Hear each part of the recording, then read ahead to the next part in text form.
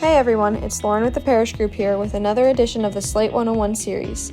Today I'm going to show you a fun formula to help identify students who may have misspelling in their email addresses. Start by building a new query, and we're going to pull a subquery export. Here, you'll change the aggregate to formula. Next, we're going to pull the person email export. And then we're going to type in the following formula.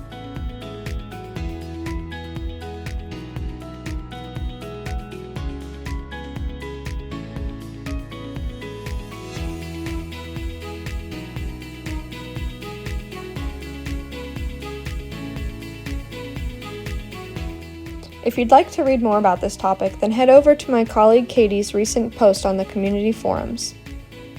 The Parish Group is a Slate Gold partner, and we'd love to help you implement, audit, or optimize your instance.